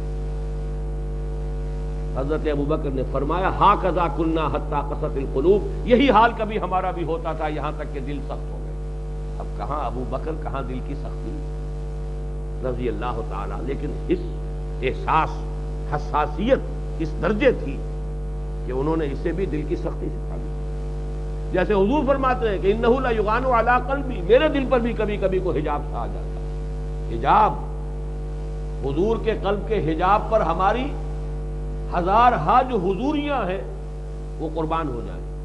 لیکن حضور کا اپنا ایک احساس ہے، وہ شدت جو ہے حضور قلب کی، وہ شدت جو ہر وقت رہتی تھی کہ اس وقت ذرا سی شدت میں کمی آ گئی تو آپ اسے حجاب سے تعبیر کریں. لیکن بہرحال کچھ نہ کچھ تو ہوا تھا، تبھی تو انہوں نے ایسی عظیم بات، اور اس کی ترجمانی پھر اقبال نے کی ہے. اس شعر کی ترجمانی ہے باقی نہ رہی تیری وہ آئینہ ضمیری، اے کشتہ ملائیو سلطانیو پیری. وہی تین طبقے، باقی نہ رہی تیری وہ آئینہ ضمیری، اے کشتہ سلطانیو ملائیو پیری. تسلیث اسی لیے میں نے کہا تھا کہ امت کی قیادت تین حصوں میں منتقل ہے. اور اس سے بھی زیادہ خوفناک نتیجہ جو نکلا ہے اس کو سمجھیے. اسلام دین نہیں رہا، مذہب بنتا چلا گیا. دین کہتے ہیں مکمل نظام زندگی، مذہب ہے عبادات، کچھ رسومات، عقائد، بس ان کا مجموعہ. عقیدہ، نماز، روزہ، حج، زکوٰۃ، کچھ کھانے پینے کے یہ چیزیں حرام، شادی بیاہ کے پرسنل لا کے معاملات، یہ مذہب ہے. سیاست، معاشی نظام، معاشرتی ویلیوز، ان تین کو جمع کرتے ہیں جنہیں ہم کہتے ہیں politico socio economic system. Politico socio economic system, یہ تین چیزیں ہیں کہ جو علیحدہ ہو گئی. 6 جمع کر لیں گے تو وہ دین بنے گا، صرف 3 رہ گئی وہ مذہب رہ گیا. 3 جمع 3 6 یاد کر لیجئے. عقیدہ، عبادات، پرسنل لا، 3 چیزیں ایک طرف. Political system, social system, economic system, تین چیزیں ادھر، 6 جمع ہو جائیں گی تو دین ہے، اور صرف 3 رہ گئی تو مذہب ہے۔ اور یہی آج کا دور کا تصور ہے، سیکولرزم۔ مذہب تو اپنی جگہ پر ٹھیک ہے، تو جو چاہو مانو، ایک خدا کو مانو، 1000 کو مانو، لاکھ کو مانو، کسی کو نہ مانو، تمہیں آزادی ہے۔ پتھروں کو پوجو، سانپ کو پوجو، جنسی اعضاء کو پوجو، جس کو چاہو پوجو، تمہیں آزادی ہے۔ لیکن پولیٹیکل سسٹم، لیگل سسٹم، قوانین، معاشی نظام، سوشل سسٹم، اس سے کوئی سروکار نہیں۔ یہ سیکولرزم ہے۔ ہمہ مذہبیت لا دینیت، لا دینیت کا لفظ صحیح ہے، لا مذہبیت نہیں ہے، ہمہ مذہبیت۔ امریکہ میں کیا ہے؟ چرچ بھی ہے، سینیگاگز بھی ہیں، مسجدیں بھی بن رہی ہیں، بڑی ٹھاٹدار بن رہی ہیں۔ پہلے تو لوگ صرف چرچ خرید کر مسجدوں میں کنورٹ کرتے تھے، اب تو مسجدیں بن رہی ہیں، بڑی عالیشان بن رہی ہیں۔ پڑھو بھائی نمازیں، ان کا کیا جاتا ہے، روزے رکھو۔ لیکن یہ کہ پولیٹیکو سوشو اکنامک سسٹم ہمارا رہے گا، اس میں بات نہ کرنا۔ اس میں کسی یہودی کی کوئی بات نہیں، کسی مسلمان کی کوئی بات نہیں، کسی عیسائی کی کوئی بات نہیں، سب اپنی اپنی جگہ پر جو ہے بس اپنا عقیدہ، اپنی عبادات، اللہ اللہ خیر۔ وہ تو پرسنل لاء کے اندر بھی، آئلی قوانین کے اوپر بھی حکومت کی گرفت ہے۔ یہ ہے وہاں کا نظام۔ اسلام بھی بدقسمتی سے ہوتے ہوتے 1000 برس میں ایک مذہب بن کر رہ گیا۔ اس کا سب سے بڑا مذہب کیا ہے؟ ایک بہت بڑے عالم دین نے، انگریز کے دور کی بات ہے یہ، ایک دفعہ یہ بات کہا، ہمیں کوئی ایسا کام نہیں کرنا چاہیے کہ جس سے انگریزوں کو تشویش پیدا ہو، اس لیے کہ انہوں نے ہمیں مذہبی آزادی دے رکھی۔ اس پر پھر اقبال نے پھپتی چست کی، ملا کو جو ہے ہند میں سجدے کی اجازت، ناداں یہ سمجھتا ہے کہ اسلام ہے آزاد۔ سجدے کی اجازت ہے، روزہ رکھو، سجدہ رکھو، داڑھی رکھ لو، ہمارا کیا بگڑتا ہے بھائی؟ نظام ہمارا رہے گا، اس کے بارے میں بات نہ کرنا۔ ملا کو جو ہے ہند میں سجدے کی اجازت، ناداں یہ سمجھتا ہے کہ اسلام ہے آزاد۔ اسلام تو دین ہے۔ اسلام جب تک کہ پورے نظام کی حیثیت سے غالب نہ ہو، وہ دین ہے ہی نہیں، وہ مذہب ہے۔ بندگی میں گھٹ کے رہ جاتی ہے ایک جوئے کماب، اور آزادی میں بہرے بے قرار ہے زندگی۔ جب اسلام مغلوب ہو جاتا ہے، مذہب بن جاتا ہے۔ یہ تو جب آزاد ہو، حاکم ہو، تو دین ہوتا ہے۔ لِیُظْہِرَہُ عَلَى الدِّینِ کُلِّهِ، پورے کے پورے نظام زندگی پر غالب۔ یہ تصور ہی ذہنوں سے نکل گیا، اور ہمارا تصور بھی یہ بن گیا کہ بس عبادات ہیں۔ بڑا تیر مارا تو بہت، اتباع سنت میں جو ہے لباس وضع قطع ساری کی ساری جو ہے وہ بالکل ٹھیک ٹھیک سنت کے مطابق کر لی۔ چاکری کر رہے ہیں انگریز کی، فوج میں ملازم ہیں انگریز کے، انگریز کی عدالت میں بیٹھے ہوئے اس کے حکم کے تحت فیصلے کر رہے ہیں فلاں شیخ کے مجاز، خلیفہ مجاز۔ یہ تو لوگوں کا تزکیہ کریں گے، جبکہ انگریز کے غلام، انگریز کی گاڑی کھینچ رہے ہیں، باطل نظام کی چاکری کر رہے ہیں، اور تزکیہ نفس ہو رہا۔ یہ ہے وہ اسلام سے دوری، اسلام کے اس تصور کی پرورشن۔ مسخ ہو گیا اسلام کا تصور۔ اسلام تو تھا وحدت، دین اور دنیا، مذہب و ریاست و سیاست ایک۔ یہ ہے در حقیقت اسلام کا انقلابی تصور۔ بدقسمتی سے یہ 1000 برس تک جب شروع وہاں سے ہوا۔ آپ کو معلوم ہے کہ جب زاویہ جو ہوتا ہے، شروع میں تو دونوں جو خطوط ہیں جڑے ہوتے ہیں، جیسے جیسے آگے بڑھیں گے فاصلہ بڑھتا جائے گا۔ 1000 برس میں یہ ہوا کہ اسلام دین نہیں رہا، مذہب بنا۔ اس مذہب کے تصور کو دوبارہ دین کا تصور دینے والے اب نوٹ کیجئے، کیونکہ اب دنیا ادھر جا رہی ہے کہ اسلام کو پھر دین کی حیثیت سے غالب ہونا ہے۔ آج میں تفصیل میں نہیں جا سکتا، بارہا اس جگہ پر تقریریں ہو چکی ہیں، دین کو غالب ہونا ہے دوبارہ، خلافت علی منہاج النبوہ کا نظام قائم ہونا ہے دوبارہ، وہ تو ہوگا۔ حضور کی حدیثیں 12 سنا چکا ہوں آپ کو، اب مجھے اس وقت اس کو دہرانے کا موقع نہیں۔ گویا کہ ایک پستی کو پہنچ کر ایک دوسری بلندی کی طرف جانا ہے، معاملے کو لا محالہ جانا ہے۔ بلکہ میں نے تو اس کو بڑی خوبصورتی سے بعض اوقات پیش کیا کہ ہمارے ہاں حالی جو ہے وہ پستی کی جو انتہا کا دور تھا اس کی نمائندگی کرتے ہیں. پستی کا کوئی حد سے گزر نہ دیکھے، اسلام کا گر کر نہ ابھر نہ دیکھے، مانے نہ کبھی کہ مد ہے ہر جزر کے بعد دریا کا ہمارے جو اتر نہ دیکھے. اور اے خاصان رسول وقت دعا ہے، امت پہ تیری آ کے عجب وقت پڑا ہے. وہ دین جو بڑی شان سے نکلا تھا وطن سے، پردیش میں وہ آج غریب الغربا ہے. لیکن اس کے بعد اقبال نے آ کر خوشخبری دی ہے. نکل کے صحرا سے جس نے روما کی سلطنت کو الٹ دیا تھا، سنا ہے یہ قدسیوں سے میں نے، وہ شیر پھر ہوشیار ہوگا. دیار مغرب کے رہنے والوں، خدا کی بستی دکان نہیں ہے. کھڑا جسے تم سمجھ رہے ہو وہ اب ذرے کم عیار ہوگا. اور کتاب ملت بیضا کی پھر شیرازہ بندی ہے، یہ شاخ ہاشمی کرنے کو ہے پھر برگو بر پیدا. یہ خوشخبری دی ہے، آنے والا ہے دور. اور وہی شخص ہے جس نے خوشخبری دی ہے کہ ہندوستان کے شمال مغربی علاقے میں ایک مسلمان ملک قائم ہو کر رہے گا. یہ تقدیر الہی ہے، 1930 میں کہا. آج بھی لاہور کے جنگ میں تو میرا مضمون آ گیا ہے، اس لیے کہ ایک صاحب نے میرے کالم پر تنقیدی ایک مقالہ ان کا آیا تھا، اس کا میں نے جواب دے دیا تھا پہلے، لیکن مزید وضاحت کی ہے علامہ اقبال کے بارے میں کہ ان کا خطبہ الہ آباد بدقسمتی سے ہمارے ذہنوں سے نکلا ہوا. شاید آپ کے ہاں کل یا پرسوں شائع ہوگا، شاید کل ہو جائے گا. اس کے حوالے دیکھیے، احیاء اسلام جو ہے پورے خطبے کے اندر اس کا جوش اور جذبہ.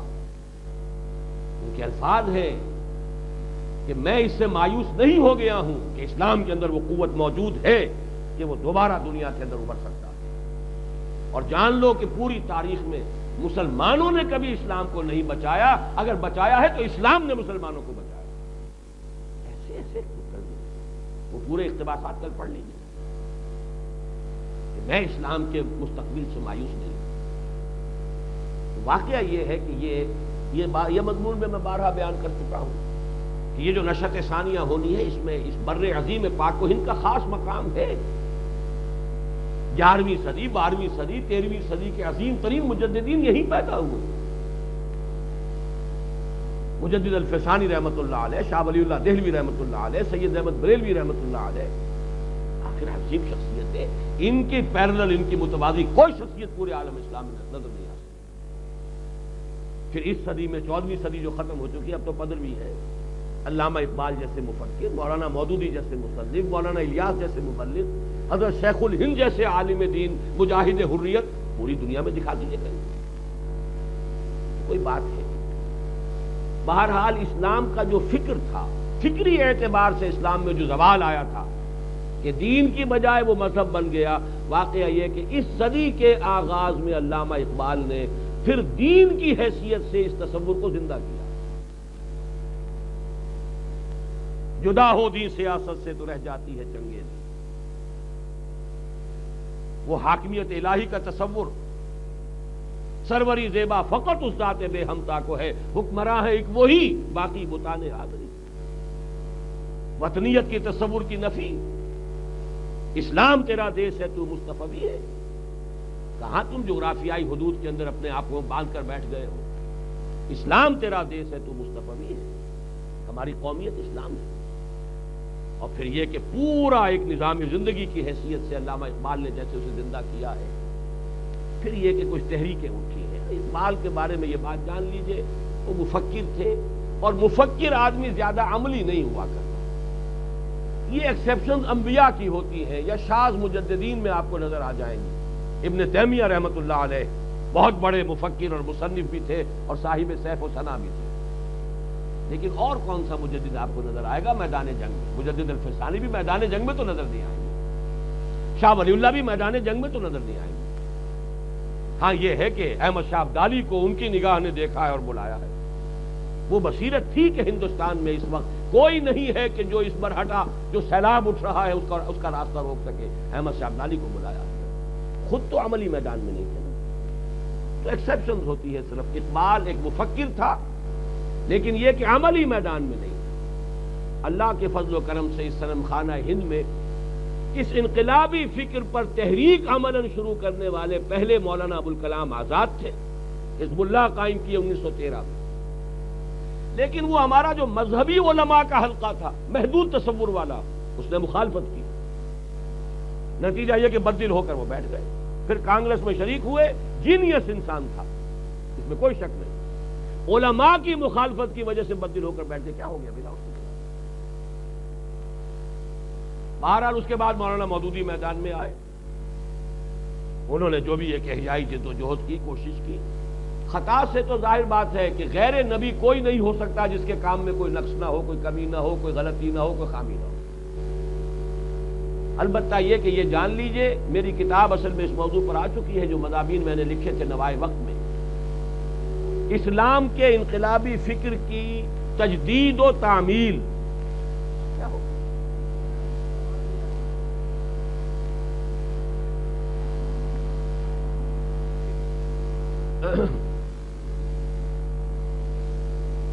اس اعتبار سے ہم جو کام اب کر رہے ہیں اللہ کے فضل و کرم سے، اس کو ایک نقطہ صرف اور عرض کروں گا، یہ کام درجہ بدرجہ آگے بڑھے گا، لَتَرْكَبُنَّ طَبَقًا عَنْ طَبَقٍ۔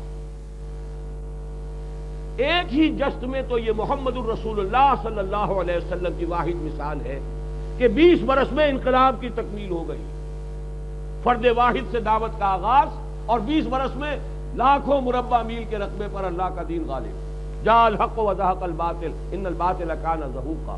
یہ بات دوبارہ نہیں ہو سکتی، درجہ بدرجہ یہ پوری صدی ہماری تقریباً جو ہے کم سے کم اس کے 3/4 حصے میں یہ کوششیں ہو رہی ہیں۔ آج پوری دنیا کے اندر جو ہے کہیں جماعہ اسلامیہ مصر کی جو ہے اس کے نوجوان جو ہے کبھی پھانسی دی جا رہے ہیں، کہیں ان کو جو ہے فائرنگ اسکواڈز کے آگے کھڑا ہو کر اڑایا جا رہا ہے، جو الجزائر میں ہو رہا ہے۔ اسی طرح کشمیر میں بھی بہت سے تو خیر سیکولر عناصر بھی ہیں، لیکن بعض جو نوجوان ہیں، جو تنظیمیں ہیں جو جہاد کر رہی ہیں، نہایت فنڈامنٹلسٹ مسلمان نوجوان، تو یہ پوری دنیا میں غلغلہ ہے۔ درجہ بدرجہ بات آگے بڑھے گی انشاءاللہ العزیز، لیکن یہ کہ اس کو سمجھ لینا چاہیے کہ در حقیقت یہ وہی عمل تھا جو شروع ہوا تھا زوال کا امیر معاویہ رضی اللہ تعالیٰ عنہ کے عہد خلافت، پھر یزید کی ولی عہدی، اس سے یہ جو ہمارا زوال کا عمل شروع ہوا، 1000 برس میں وہ اس انتہا کو پہنچا کہ اسلام دین کی حیثیت سے ذہنوں میں بھی نہیں رہا، ذہنوں میں بھی اسلام کا مذہب کا حصہ صرف باقی رہ گیا۔ اب اسے پھر ایک دین، ایک مکمل نظام زندگی کی حیثیت سے ظاہر ہے پہلے ذہنوں میں زندہ کرنا تھا۔ یہ کام میں آج بھی اپنی عمر کے اس 63ویں برس میں انشراح صدر کے ساتھ کہہ رہا ہوں، اس کام میں سب سے بڑا حصہ علامہ اقبال کا، لیکن تعمیل میں پہلی کوشش ہوئی ہے ابوالکلام آزاد کی، دوسری کوشش ہوئی ہے ابوالعلا مودودی کی، تیسری کوشش ہم کر رہے ہیں، اس لیے کہ وہ قافلہ مولانا مودودی نے جو بنایا تھا وہ سیاست اور اقتدار کی کشاکش کے اندر اس دلدل میں پھنس کر اپنی منزل کھوٹی کر چکا۔ اب تو وہ پاسبان اور نہ معلوم کیا کیا ہے، اور وہ پف ہے اور بلائیں ہیں جو بھی ہو رہے ہیں، کوئی کھیل ہے، کوئی تماشے ہیں، کوئی ویرائٹی شو ہے، کوئی نعرے ہیں، کوئی وہ نغمے ہیں فلمی دھنوں کے اوپر، یہ دھندے ہیں۔ وہ تحریک جو کبھی اٹھی تھی ظاہر بات ہے کہ اس کا بہت دور معاملہ چلا گیا، لیکن بہرحال درجہ بدرجہ ابوالکلام نے کام کیا، مولانا نے کیا، اب ہم کر رہے ہیں، اللہ تعالی ہم اس کی توفیق عطا فرمائے۔ اب جو کام ہم کر رہے ہیں اس کے ضمن میں چند باتیں عرض کرتے ہیں۔ میں نے آپ کو آج ایک تو عظمت قرآن کے موضوع پر قرآن مجید کی جو عظیم ترین آیت ہے وہ سنائی ہے۔ پچھلی مرتبہ تو میں نے سورہ واقعہ کی 8 آیات اور سورہ رحمان کی 4 آیات، ان پر گفتگو کی۔ تعلیم و تعلم قرآن کی جو اہمیت ہے اس پر وہ دونوں مقامات بہت عظمت کے حامل، بہت جامعیت۔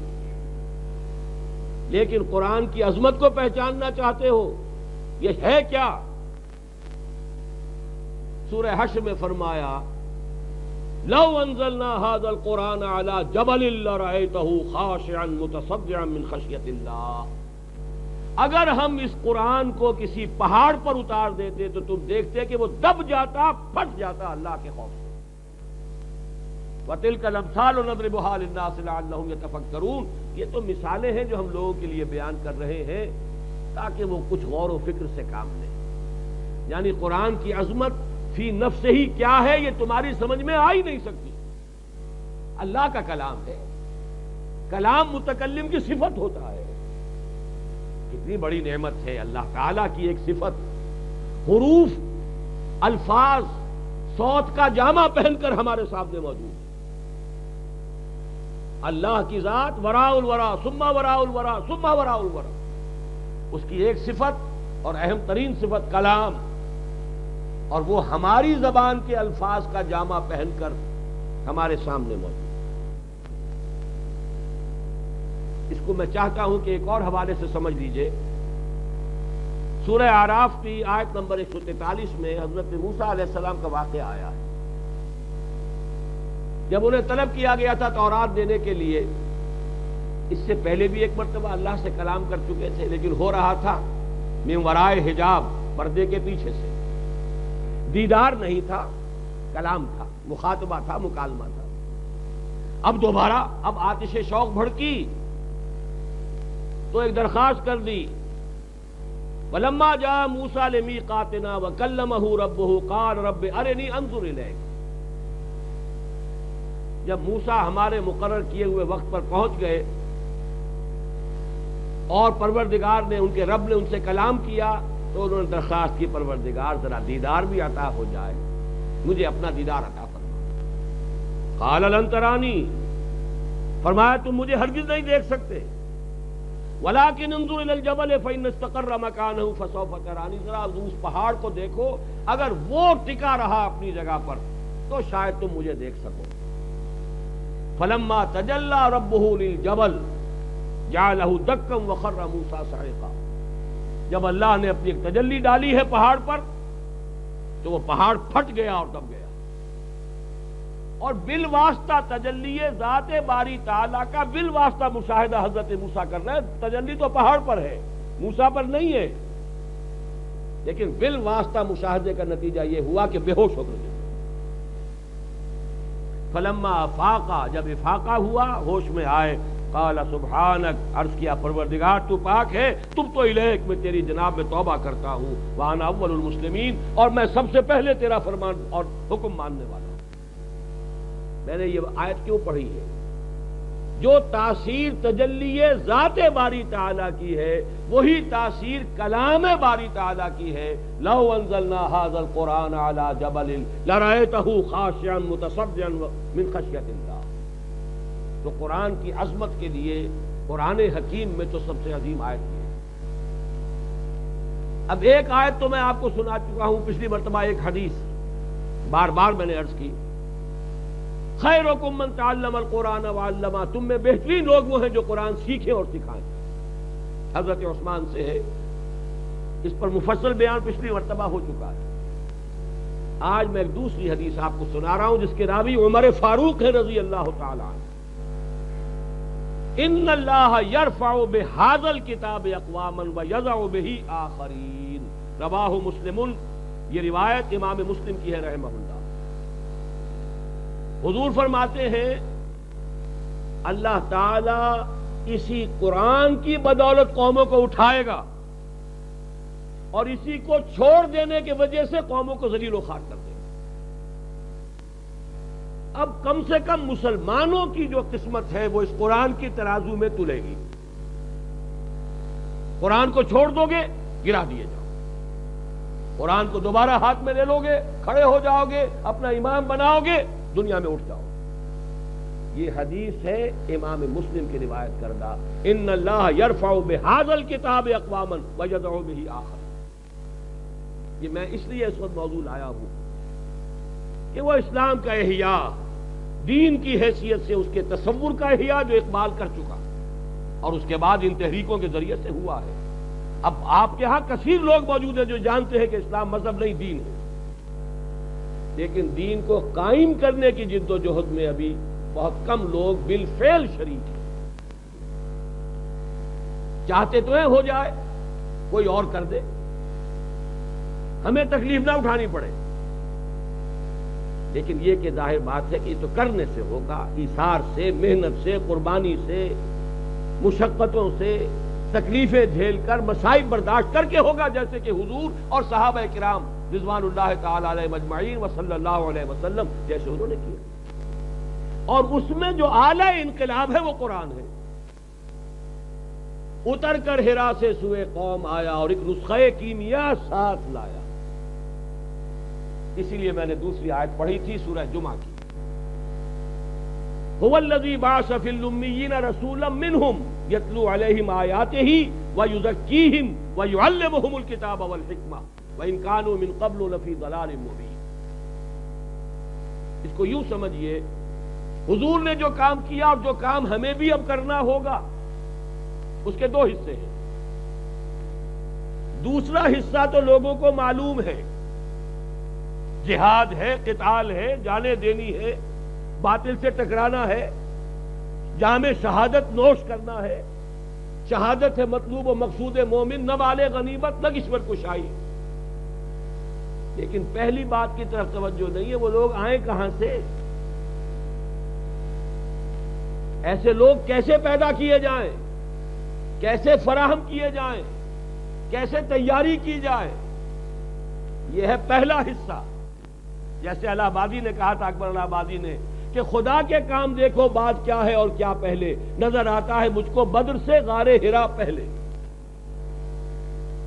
غزوہ بدر تو سب کو یاد ہے، غار ہرا میں حضور کی خلوتیں، اور پھر وہاں سے اتر کر ہرا سے سوئے قوم آیا اور ایک نسخہ کیمیا ساتھ لایا، اور اس نسخہ کیمیا کے ذریعے سے کیمیا گری کی ہے، انسان سازی کی ہے، ایمان دلوں میں پیدا کیا ہے، یقین کی جوت جگائی ہے، تزکیہ نفس کیا ہے، کردار سازی کی ہے، انہیں تیار کیا ہے کہ ان کے نزدیک اللہ کے دین کے لیے گردن کٹوانا ہی سب سے بڑی کامیابی ہے.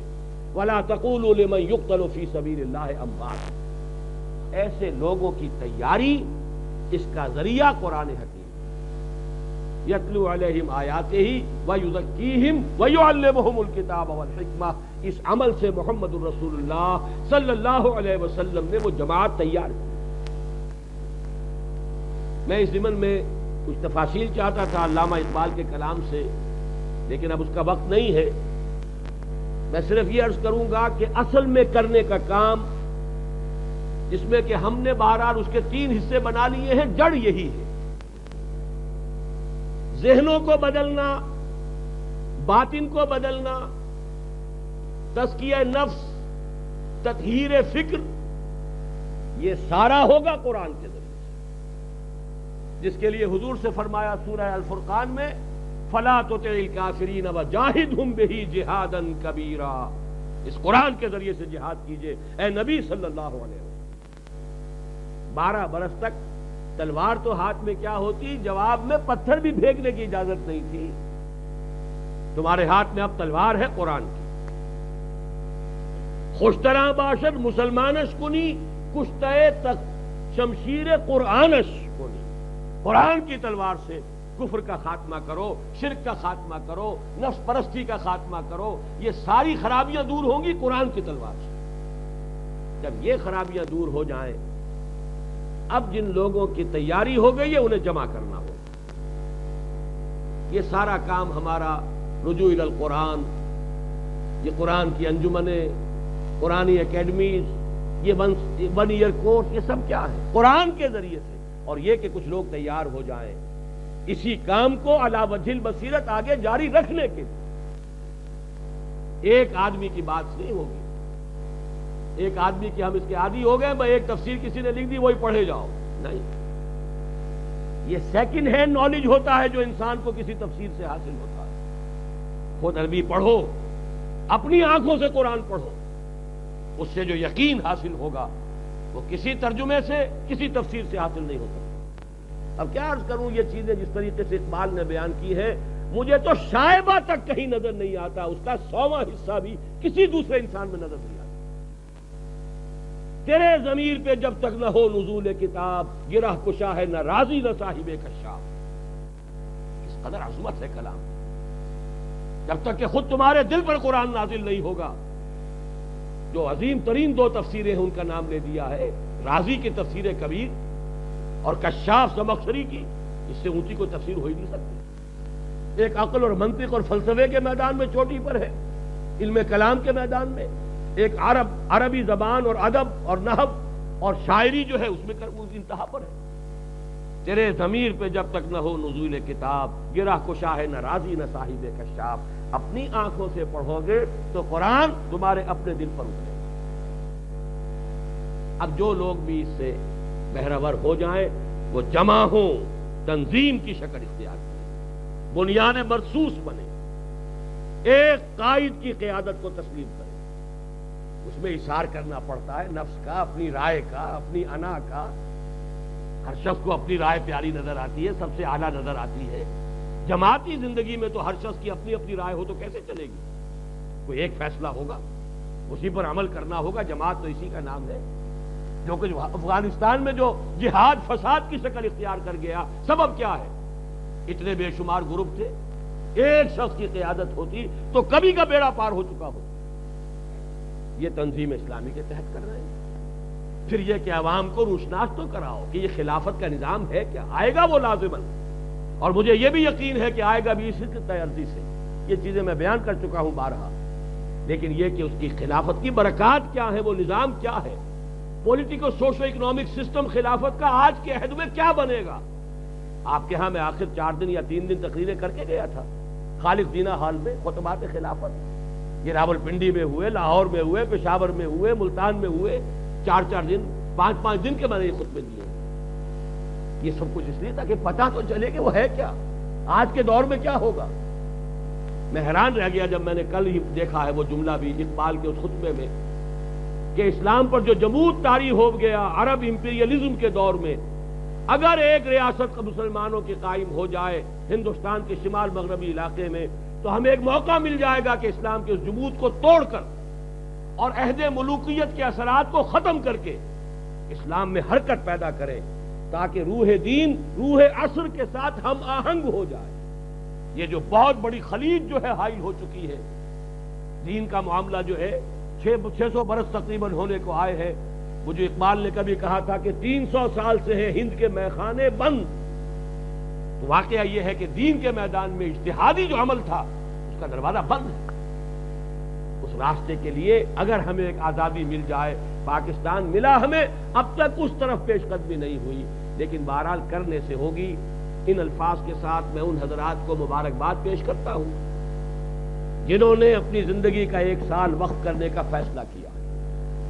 عربی سیکھیں تاکہ اپنی زبان اپنی آنکھوں سے قرآن پڑھ سکیں، اور عزم یہ رکھیں۔ ایک حدیث سنا کر اپنی بات ختم کر دوں۔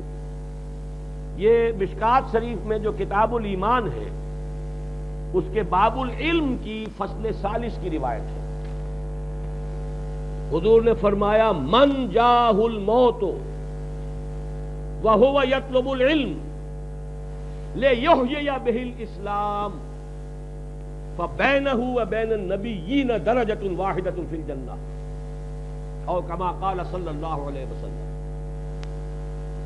مجھے راوی کا نام اس وقت یاد نہیں ہے، متن بالکل بغیر کسی ایک شوشے کے فرق کے میں نے آپ کو سنا دیا۔ من جاہ الموت، جس شخص کو موت آ گئی، وہو یطلب العلم، جبکہ ابھی وہ علم حاصل ہی کر رہا تھا، لیحیی بہ الاسلام، لیکن حصول علم سے اس کا مقصد تھا اسلام کو زندہ کرنا، احیاء اسلام کے لیے علم، کوئی سند لینے کے لیے نہیں، دبئی جانے کے لیے عربی سیکھنی نہیں، قرآن کو سمجھنے کے لیے عربی، تاکہ یہ احیاء اسلام کی جد و جہد کے اندر لگ سکے۔ من جاہ الموت وہو یطلب العلم لیحیی بہ الاسلام۔ اب ذرا تیار ہو جائیے، اس کی فضیلت کیا ہے حضور کے الفاظ میں، فَبَيْنَهُ وَبَيْنَ النَّبِيِّينَ دَرَجَةٌ وَاحِدَةٌ فِي الْجَنَّةِ، تو ایسے شخص کے اور نبیوں کے درمیان جنت میں صرف 1 درجے کا فرق رہ جائے گا۔ اتنا عظیم کام ہے۔ ابھی چونکہ یہ کورس شروع ہوا ہے، 1 ہی ہفتے کی ٹیچنگ ہوئی ہے، اور لوگ ہمت کریں، کمر کسیں۔ ادارے کی جو بھی محنت ہے وہ تو ہوگی، پڑھانے والوں کی جو محنت ہے وہ ہوگی، ادارہ جو صرف کرے گا اس پر وہ تو ہوگا۔ اگر اس سے 30 افراد فائدہ اٹھا رہے ہیں، اس سے 50 بھی فائدہ اٹھا سکتے ہیں۔ تو اب بھی موقع ہے، اور لوگ بھی کمر ہمت کسیں، خاص طور پہ تعلیم یافتہ لوگ، پروفیشنلز۔ پچھلی مرتبہ میں تفصیل سے عرض کر چکا ہوں، کیا جواب دیں گے اللہ کے ہاں جا کر؟ آپ نے ڈاکٹری پڑھی، انجینئرنگ پڑھی، کمپیوٹر سائنس پڑھ لی، فلاں زبانیں پڑھ لی، فلاں شے میں وہ ایم فل کیا، پی ایچ ڈی کی، اتنی عربی نہیں سیکھ سکے کہ قرآن مجید کے پڑھنے اور پڑھانے کے عمل میں شریک ہو جاتا. بتائیے کیا عذر ہوگا؟ کوئی دہقان بیچارہ جس نے الف بیتے بھی نہیں پڑھی وہ تو پھر بھی کوئی عذر پیش کر سکے گا. یہ پڑھے لکھے ان پڑھ کیا عذر پیش کریں گے کہ ایک طرف ڈاکٹریٹ ہے، پی ایچ ڈیز ہے، اور دوسری طرف آنکھیں بند. پھر گالیاں مولویوں کو. یہ مولوی لڑاتے ہیں. بھائی لڑاتے اس لیے ہیں کہ آپ تو دین خود پڑھتے نہیں. آپ نے اپنی لاٹھی اندھے کی طرح، جیسے لاٹھی کسی اور کے ہاتھ میں ہوتی ہے اس کے ہاتھ میں اپنی لاٹھی دی ہوئی ہے. ان کا بنا دیا پیشہ، اور پیشے کا تو پھر وہی نتیجہ نکلتا ہے جو نکل رہا ہے اس معاشرے کے. تو اللہ تعالیٰ توفیق دے کہ ہم اپنی کمر ہمت کسے، اور جنہوں نے بھی اس کا ارادہ کیا اللہ تعالیٰ انہیں استقامت عطا فرمائے. باقی یہ کہ جو لوگ بھی اس مرحلے سے آگے گزر چکے ہیں وہ سوچیں کہ تنظیم اور تحریک کی طرف پیش قدمی کریں. قولوا قولی ھذا واستغفر اللہ لی ولکم ولسائر المسلمین والمسلمات. رحمة الله والقرآن معه وكن معه